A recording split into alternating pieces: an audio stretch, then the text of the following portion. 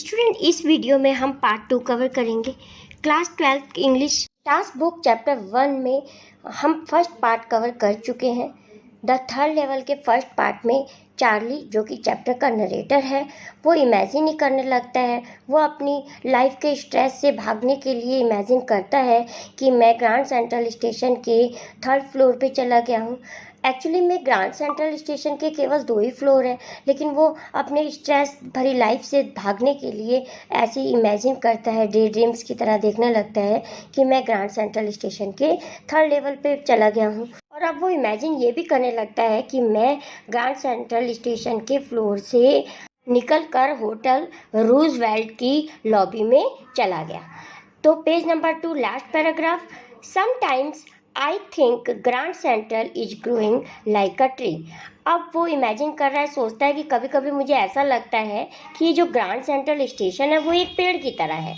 Pushing out new corridor and staircases like root. वो कह रहा है कि जिस प्रकार एक पेड़ की बहुत सी नई नई जड़ें निकलती रहती हैं, इसी प्रकार से ये ग्रैंड सेंट्रल स्टेशन के कई कॉरिडोर्स और स्टेयर्स निकलती रहती हैं। तो स्टूडेंट, ये कॉरिडोर किसे कहते हैं? दोनों तरफ दीवार होती है, ऊपर छत होता है, रास्ता होता है, लंबा सा बरामदा भी कहते हैं जिसे। तो ये कॉरिडोर कह रहा है कि कितने कॉरिडोर और रूट्स में इसके नए नए देख चुका हूँ, जैसे कि एक पेड़ में होते हैं। Now we come on page number 3.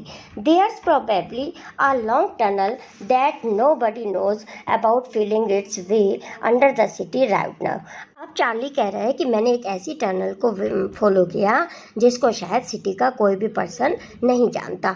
On its way to Times Square and maybe another to Central Park. और यहीं से टाइम स्क्वायर के लिए भी रास्ता निकलता है और सेंट्रल पार्क के लिए भी। And maybe because for so many people through the years, Grand Central has been an exit. Charlie आगे अब ये सोचता है कि शायद ऐसा हो सकता है कि कई सालों से ग्रैंड सेंट्रल स्टेशन से एग्जिट करने के लिए कई लोग यहाँ से निकलते हैं।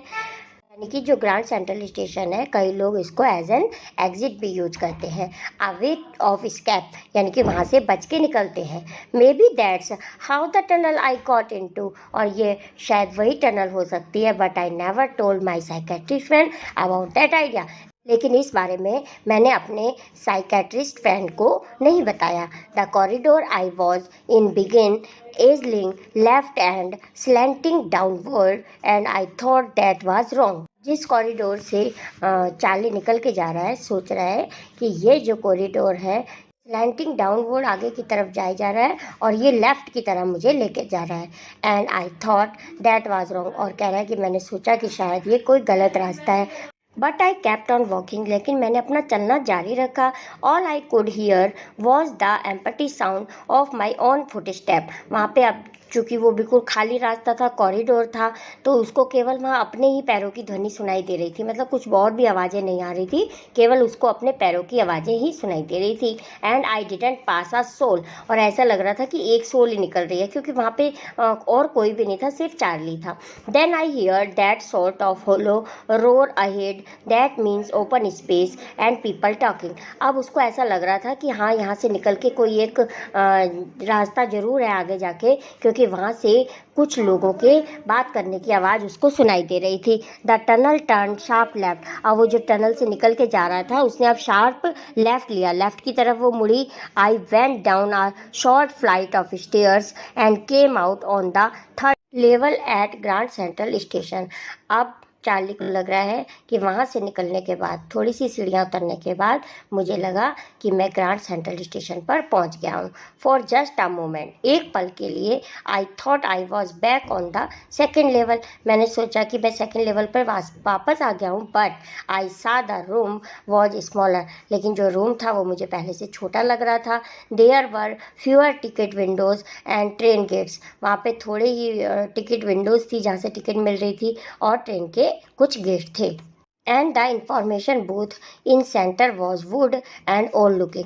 और वहाँ पे कुछ इंफॉर्मेशन बूथ भी बने हुए थे जो कि लकड़ी के बने हुए थे, और वो बहुत ही पुराने लग रहे थे। And the man in the booth wore a green eye shade and a long black sleeve protectors. अब वो जब मैन बैठे मैन बूथ में बैठा हुआ था इन्फॉर्मेशन देने के लिए, चार्ली कह रहा है कि उसने ग्रीन कलर के आई शेड यानी कि ग्रीन कलर के गॉगल्स पहने हुए थे और उसके जो स्लीव्स के प्रोटेक्टर थे वो ब्लैक कलर के थे, यानी कि जो स्लीव के आगे कफ बने हुए थे ना शर्ट के, तो वो कह रहा है वो जो प्रोटेक्टर थे वो ब्लैक कलर के थे। The lights were dim and sort of flickering, वो डिम लाइट बहुत ही वहाँ डिम थी और फ्लिकरिंग कर रही थी, मतलब जलबुझ हो रही थी। देन आई सा why they were open flame gas light, तब मैं समझा कि उन्होंने ये ओपन फ्लेम गैस लाइट यानी कि जो गैस से चलने वाली चिमनी क्यों जला रखी है। There were brass spittoons on the floor, floor पे यानी कि फर्श पे कुछ पीतल के स्पिटून्स पड़े हुए थे। स्टूडेंट स्पिटून वो होते हैं जो थूकदान कहते सकते हैं जिसे। And across the station a glint of light caught my eye, और वहाँ पे स्टेशन के पार से ही मेरे आंखों में क्या पड़ी, एक लाइट की चमक पड़ी। A man was pulling a gold watch from his vest pocket, एक मैन ने अपने वेस्ट पॉकेट यानी कि जो अंडर गारमेंट्स होते हैं बनियान की पॉकेट में से एक घड़ी निकाली गोल्ड की। ही स्नैप्ड ओपन द कवर, उसने उस घड़ी का कवर खोला। पुराने ज़माने में ऐसे डिब्बे बंद जैसी घड़ियाँ चलती थी, आजकल तो रिस्ट पे वॉच पहनते हैं लोग, लेकिन पहले ऐसी चलती थी, बॉक्स जैसा होता था, वो बंद करके उसको अपने पॉकेट में रख लेते थे। तो अब वो कह रहा है कि मैंने एक मैन को देखा जिसने गोल्ड की वॉच निकाली अपनी वेस्ट पॉकेट में से और उसके ढक्कन को खोला, glanced at his watch and frown, और उसमें से अपना टाइम देखा उसने, और फ्रॉन मतलब अपना फेस जो है आईब्रोज ऊपर को चढ़ा ली, ऐसा फेस बनाया, फ्रॉन फेस बनाया।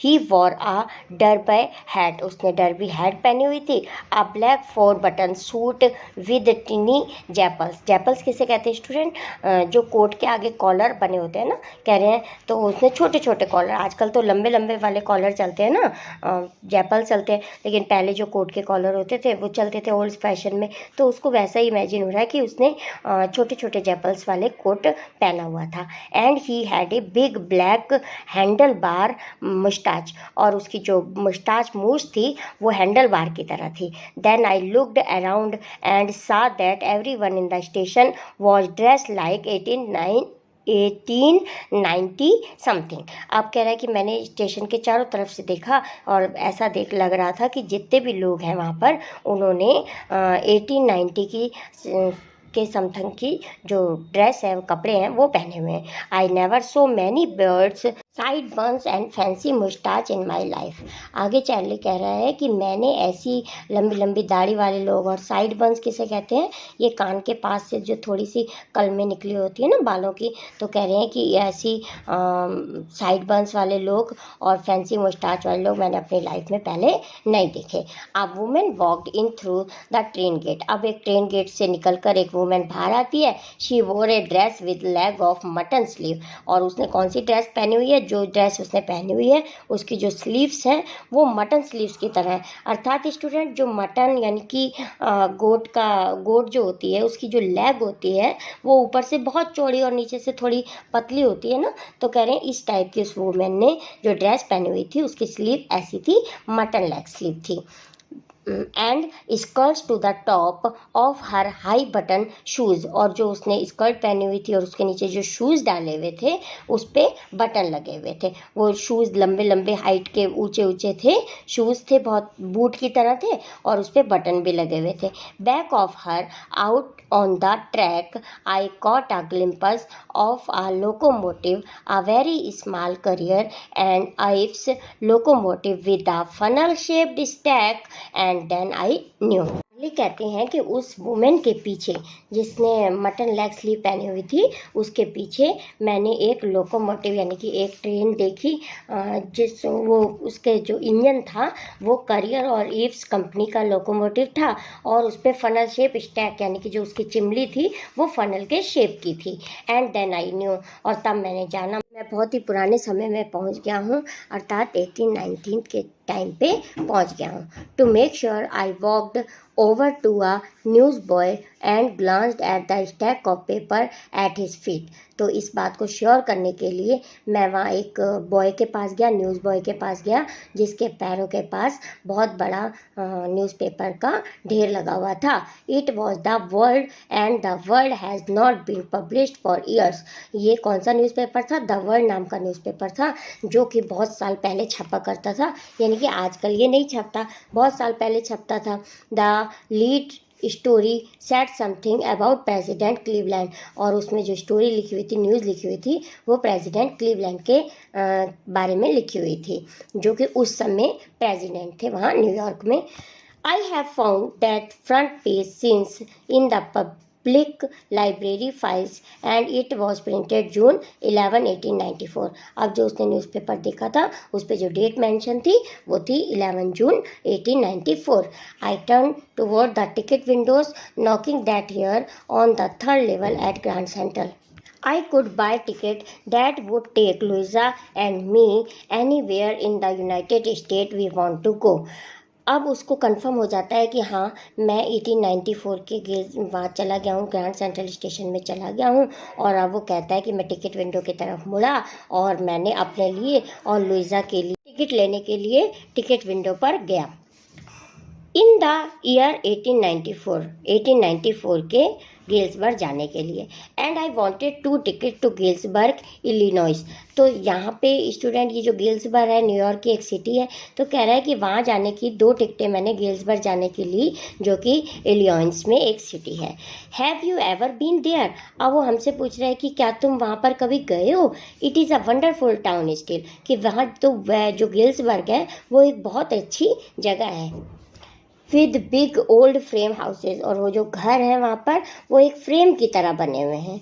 ह्यूग लॉन्स, बड़े बड़े लॉन्स हैं वहाँ। And tremendous trees whose branches meet overhead and roof the street, और वहाँ पे बहुत बड़े बड़े पेड़ हैं जिनकी लंबी ब्रांचेज हैं, ऊंची ऊंची ब्रांचेज हैं, और जो कि गली के ऊपर ऐसे बड़ी बड़ी ब्रांचों की वजह से, उनके पेड़ की ब्रांचों की वजह से वहाँ पे जो स्ट्रीट पे एक छत सी बन गई है। And in 1894, summer evenings were twice as long, and people sat out on their lawns, the men smoking cigar and talking quietly, the women waving palm leaf fans with the fireflies all around।